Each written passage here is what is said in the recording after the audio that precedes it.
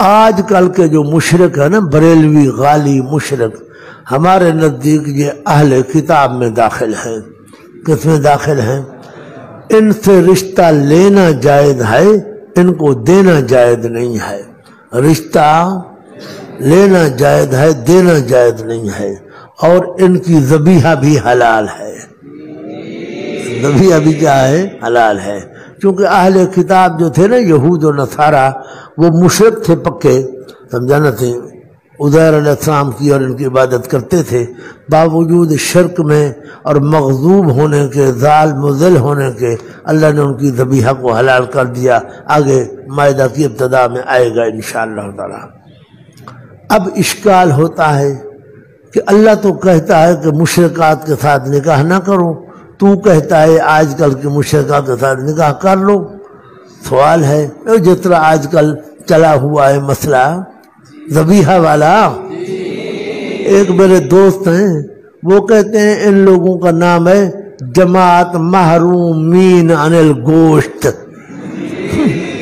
یہ محرومین عن الگوشت ہے، سمجھا؟ اچھا پھر بڑی بات جو ہے وہ یہ ہے کہ جو بھی دائی سائی ہیں اس مسئلے کے کہ مشرک کی ذبیحہ حرام ہے، وہ سارے کے سارے ہوٹلوں پہ روٹیاں کھاتے ہیں۔ کہاں روٹیاں؟ ہوٹلوں پہ جا کے روٹیاں کھاتے ہیں، یہ نہیں پوچھتے کہ یہ مشرک کی ذبیحہ ہے یا موحد کی ذبیحہ ہے۔ ہاں جی ایسے ہے نہیں ہے جی، تو پھر مسئلہ کہاں گیا؟ بس مخلوق کو لڑانا، ممبروں پہ بیٹھنا، مخلوق کو لڑانا اور 4 پیسے لینا، جیبیں بھرنا، اور اللہ اللہ خیر صلی اللہ سمجھانا تھی۔ مشرک 2 قسم ہے۔ کتنی قسم ہے جی؟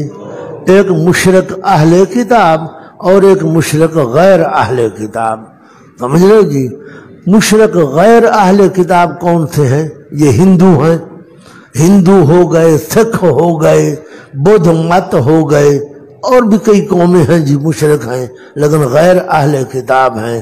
وہ جو ہیں ان کے ساتھ نکاح کرنا حرام ہے، ان کی لڑکی لے آنا حرام ہے، ان کا ذبح کیا ہوا جانور بھی چاہے حرام ہے۔ اور جو مشرک ہوئے لیکن اہل کتاب میں داخل ہو، اس کی ذبیحہ بھی جائز ہے، رشتہ بھی جائز ہے۔